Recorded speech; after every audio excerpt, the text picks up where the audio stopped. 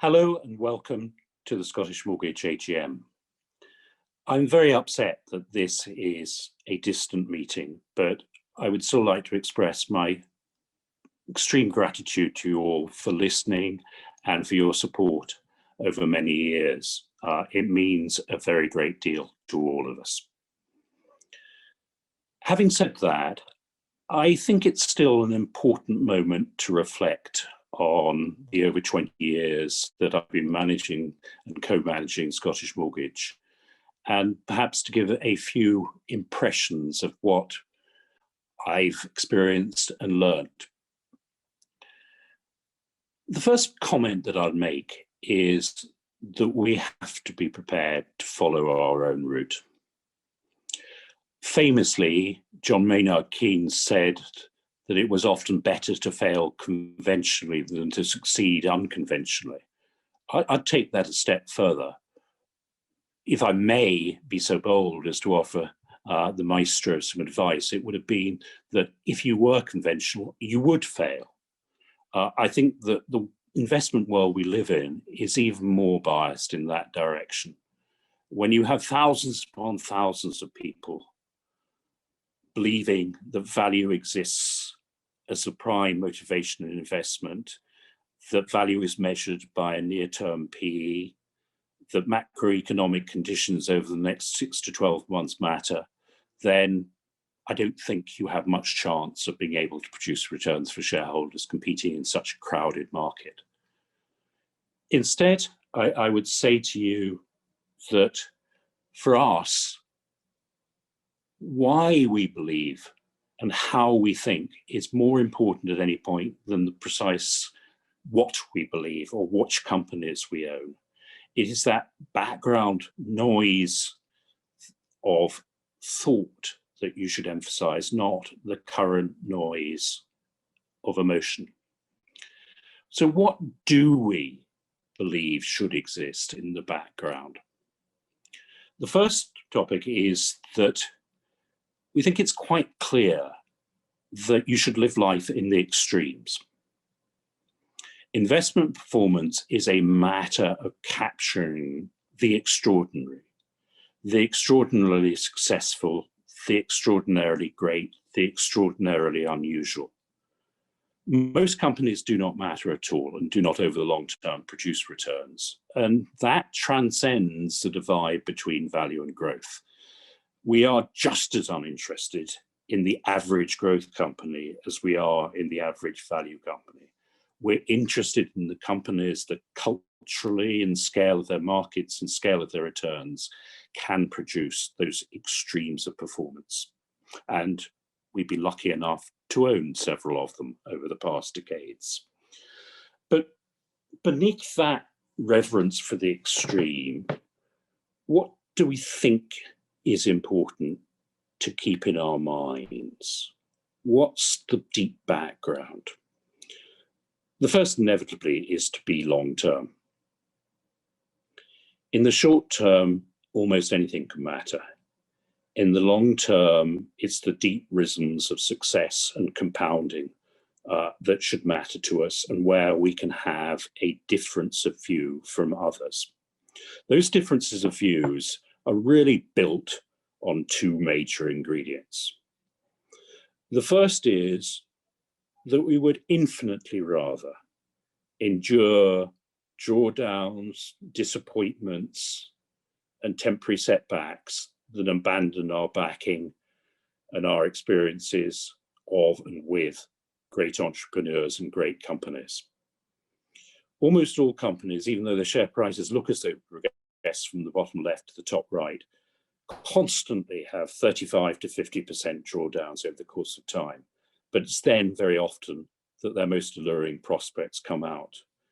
We've found that our best guides to investing principally come from the great entrepreneurs of our times. I think we've talked enough about them individually that you will recognize many of the cases. But those experiences are quintessentially uncomfortable.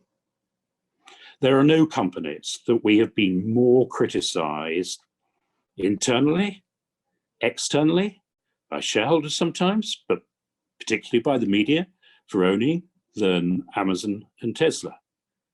These are companies that obviously run on a rhythm and a notion and an idea of their own, and ones that are not easily assimilated by most observers.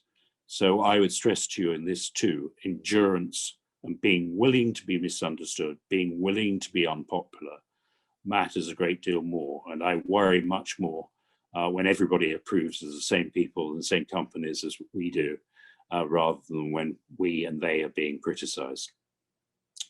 Secondly, I'd say that there is a great unacknowledged source of information, source not just of information, but of high probability information for making you take good decisions, which resides in serious academic and intellectual understanding and knowledge. A huge example of this would be our belief in the development, exponential development of battery technologies, of renewable energies, of storage. We first came to these theses close to 10 years ago now, when through work we were doing with the Santa Fe Institute and listening to them and other great experts in this areas, it became apparent that the learning rates were somewhere between 50 and 25% per annum. We all know that if you accumulate that over a decade, then you make huge progress and you make technologies that have already stagnated increasingly vulnerable. So even in the difficult moments of investing with Tesla and NIO and the like, we felt pretty sure that these technologies would matter. That gave us really a 90% probability level in recent years, which is something that's most unusual. We have to carry on looking at serious research rather than the noise of stock markets and the noise of broker reports and this. And that is something that I find extraordinarily beneficial. And I think we can build on still more. We're not yet halfway in exploring all the benefits of that. So where are we now looking forward? What does all this tell us? Well, I'll go back once more to Amazon. One of Jeff Bezos's greatest sayings at the early days of Amazon was that there was this weirdness about his business. Everything he used got better and cheaper every year, usually by around 50%. Now, that's played out enormously for the digital giants, but the exciting moment now, the exciting decade ahead, is that the number of areas of our economy, the scale of areas in our economy, where that process of getting better and cheaper by around 50% per annum is expanding dramatically. I've mentioned one already, which is the whole notion of renewable energy and storage. Now, in that area, I think we neglected the extraordinary benefits that may be for humanity in this. It isn't just the critically important avoidance of the negative, the avoidance of some of the worst consequences of climate change, but it is that we should have virtually free energy in the future. And that allows for human ingenuity and human productivity, human kind in a much broader way than is existing up now to flourish. But even that may be less than the application of deep biology with big data. We've now got to the position where literally in the last year, even more in the last 6 months, we're seeing the situation whereby the insights from genomics and big data are allowing us to finally move ahead of our very limited biological understanding by simply the provision of knowledge and data. Now, I think that is likely to revolutionize human healthcare and the price of human healthcare, the dimensions of the spread of the best healthcare over the coming years. And given that it is so reliant on this huge explosion of data and knowledge, I think we're already beginning to see the business models emerge from Moderna to Tempus, for instance, that give the possibility of very dramatic improvement and very dramatic corporate returns in the future. So I really would stress that I feel incredibly envious of my colleagues who are going to be enjoying seeing all this develop and going through the hard yards with the companies over the decade ahead. I would also like to stress that I think these examples show that for all the talk and all the procedural measures that people like to think about the governance of companies, that we can be incredibly proud of just how beneficial the impact of many of our investments have been.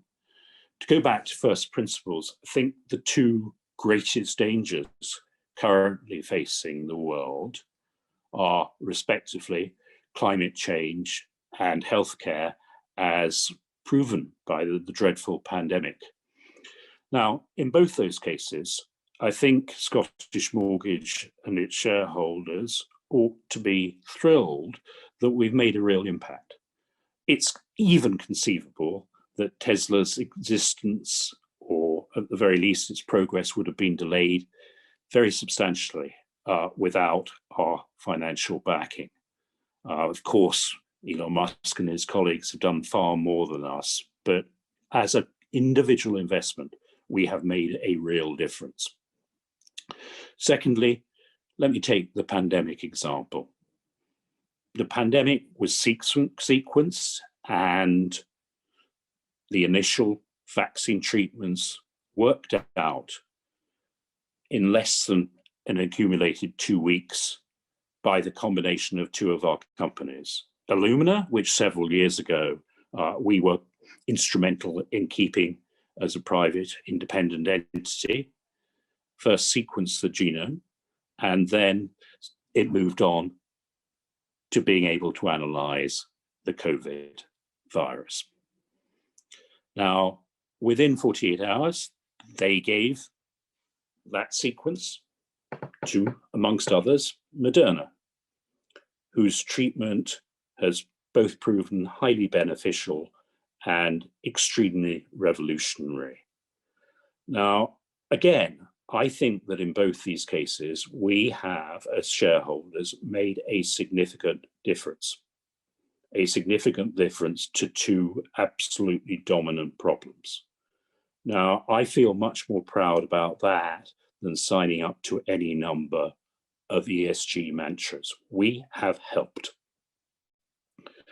So if I do roll this forward, which is the most important part, at the Scottish Mortgage level as well as the general opportunity level, I would say that for fund management in general, for investment in general, I'm not altogether optimistic. Our industry has become obsessed with its own mantras, obsessed with trying to run businesses as fund management for fund management's sake, rather than making great capital allocation decisions. The CFA has turned itself into the worst type of middle-class trade union and has thwarted much thought. All too many fund management organizations are far too interested in their internal bureaucracy and in their internal financials rather than being great investors. But I can assure you of one thing, and that is that my successors, Tom and Lawrence, will not compromise. They are deeply curious, deeply intelligent people who want to do their absolute best to try and assist the returns that you as shareholders and that society as a capital allocator can make. So I am very, very optimistic about the future possibilities for Scottish Mortgage and for their tenure. Thank you very much. It's been a joy working with you over the decades.